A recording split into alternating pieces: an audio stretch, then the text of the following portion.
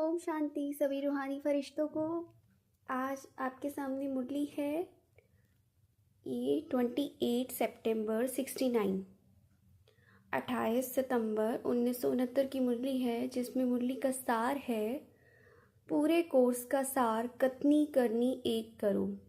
इसमें बाबा ने यही बताया कि तुम्हारी कथनी और करनी एक होनी चाहिए, और इसमें बाबा ने कुछ सावधानियां भी दी हैं, कुछ चीज़ों के लिए अलर्ट भी कराया है, अटेंशन दिलाया है। तो सुनिए, जो मैंने अंडरलाइन किया है सबसे इम्पॉर्टेंट, सिर्फ उन्हीं शब्दों में बोलूं, 4 शब्द हैं, जो कहेंगे सो करेंगे। बाबा ने ये कहा कि इस बात को ध्यान रखना, जो कहेंगे सो करेंगे।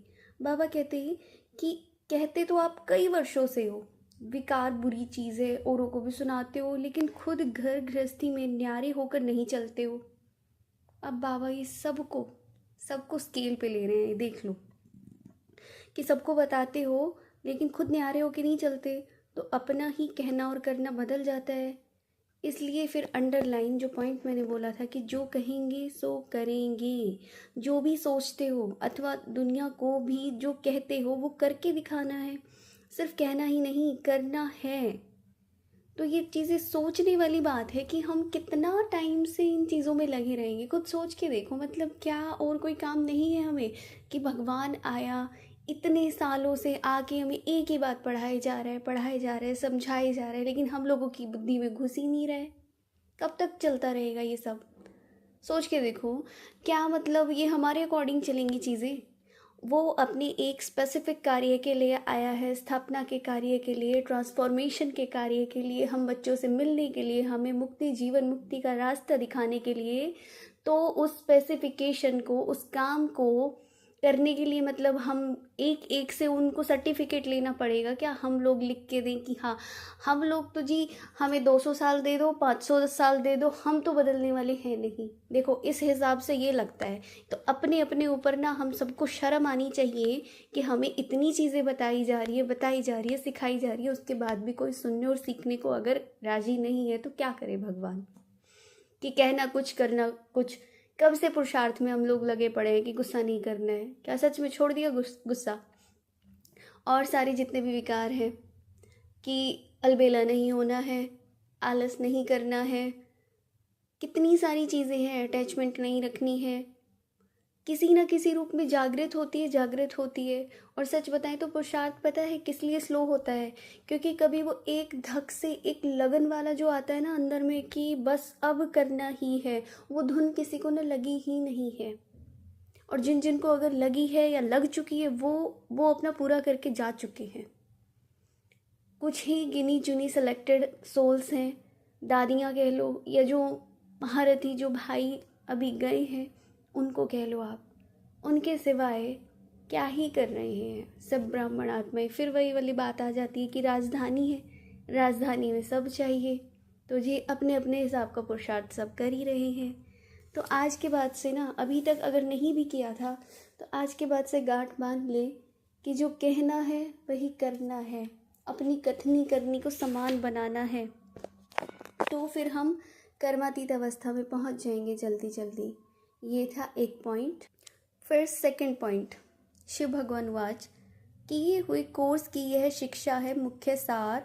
सबसे खौफनाक मनुष्य कौन सा होता है जिससे सब डर जाते हैं? क्वेश्चन पूछा। दुनिया की बात तो दुनिया में रही, लेकिन अब याद रख लेना, जो जो ऐसे लोग हैं ना वो सावधान हो जाए, या जो आसपास हैं तो भाई उनको अटेंशन दिला देना। लेकिन इस दैवी परिवार के अंदर सबसे खौफनाक नुकसानकारक वो है जो अंदर एक और बाहर से दूसरा रूप रखता है। वो पर निंदक से भी जास्ती खौफनाक है। अंडरलाइन, ठीक है? अब इसके एक्सप्लेनेशन सुन लीजिए। देखो कि पर निंदक से भी ज़्यादा खौफनाक उसको बता दिया कि अंदर एक बाहर दूसरा रूप। तो सोचो उस आत्मा का क्या तो भरोसा तुम कर सकते हो? क्या वो स्वयं अपने साथ कर रहे हैं? ऐसा इंसान कि एक निंदक है, उसका तो हमें चलो पता है कि भाई ये निंदा करने वाला है या ये हमारा दुश्मन है, समझो जो सामने सामने उसका कम से कम पता तो है तुम्हें।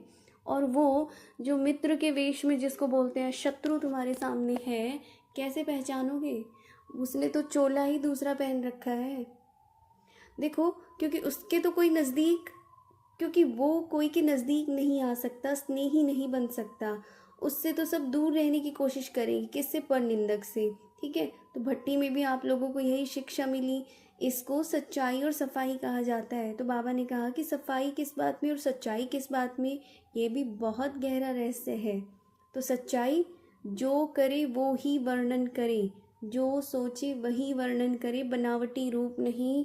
और ये चीज़ तो सच में देखने में आती है, मुझे पर्सनली इतना एक्सपीरियंस में आती है कि अच्छे से अच्छी सोल्स मैंने देखी हैं, बट एज इट इज़ कोई चीज़ों को प्रेजेंट कर दे, बहुत रेयर सोल्स मैंने देखी हैं। कुछ ना चाहते हुए भी, उनकी भी गलती नहीं है, या तो मतलब आत्मा के ऊपर कोटिंग इतनी हो चुकी है इतने जन्मों की कि तुम बिना या तो एग्जेजरेट करे उस चीज़ को या बिना डिमिनिश किए कुछ भी बता ही नहीं सकते। या तो कोई भी बात को बताएगा उसको बढ़ा चढ़ा के बताएगा, या फिर उसको दूसरे रूप में मतलब कम करके उसको एक क्या बोलते हैं, स्लो डाउन कह लो। ठीक है, उसको थोड़ा सा एक वैल्यू ना देना, उस वाली सेंस में बोल रही हूँ, उस वाले सेंस में बताएगा। एग्जैक्ट और एक्यूरेट जो इन्फॉर्मेशन है वो तो कोई बताता ही नहीं है कभी भी। कुछ ना कुछ मतलब लाग लपेट आ ही जाती है अपने जो पर्सपेक्टिव है उसकी। इसलिए कभी भी ना क्लियर किसी की बातों पर पूरा का पूरा ट्रस्ट नहीं कहूँगी मैं यहाँ पे। यहाँ पर मतलब उन चीज़ों को ना उसी रूप में एक्सेप्ट मत करो जिस रूप में सामने वाला बता रहा है कि हाँ किसी ने ऐसा कहा होगा, कि थर्ड पर्सन की अगर कुछ बात आ रही है कि कहा होगा। नहीं, अगर तुमने सामने सामने तुम्हारे मुंह पे किसी ने कुछ कहा है ना कि ये बात है, तो तुम उसको एक्सेप्ट करो। अदरवाइज लोग ऐसे ऐसे हैं, मतलब वो सुनते कुछ है, बोलते कुछ है, बताते कुछ है, कितनी मिसअंडरस्टैंडिंग्स वो लोग क्रिएट करते हैं। मैं ऐसे लोगों से तो ना मैं हाथ जोड़ती हूँ सच में।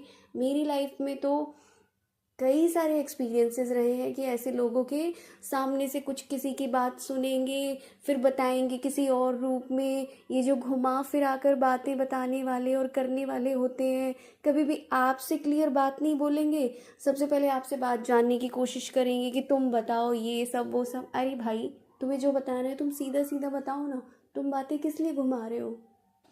बहुत बहुत ऐसे लोगों से तो सच में आप दूर से हाथ जोड़ लीजिए। ऐसे लोगों से तो दूर दूर ही भले। और यही चीज़ बाबा बता रहे हैं, क्योंकि उनके पास कभी भी एक्यूरेट या सही इन्फॉर्मेशन होगी नहीं।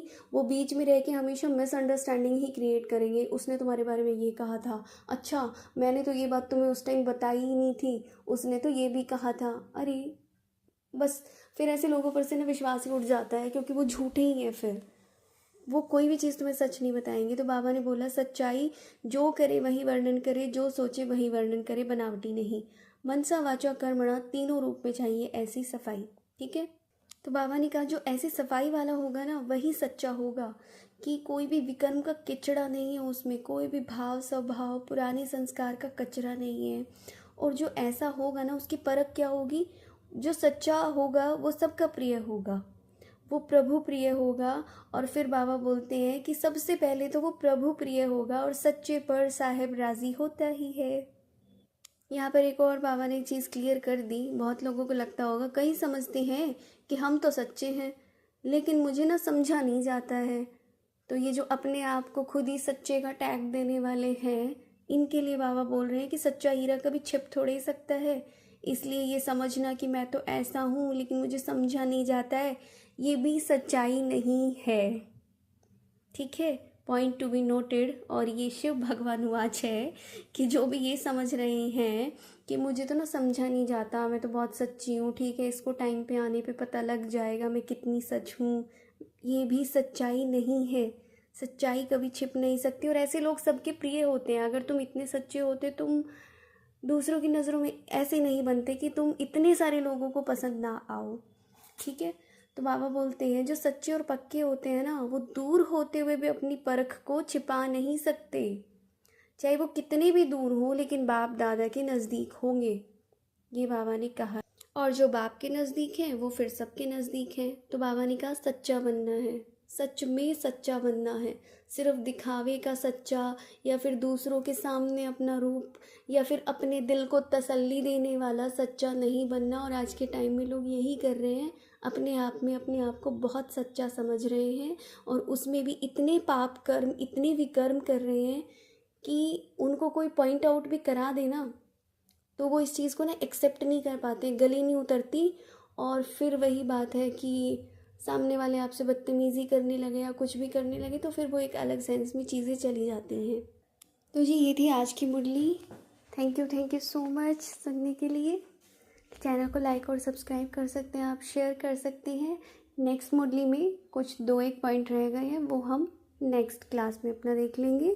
Thank you so much. Om Shanti.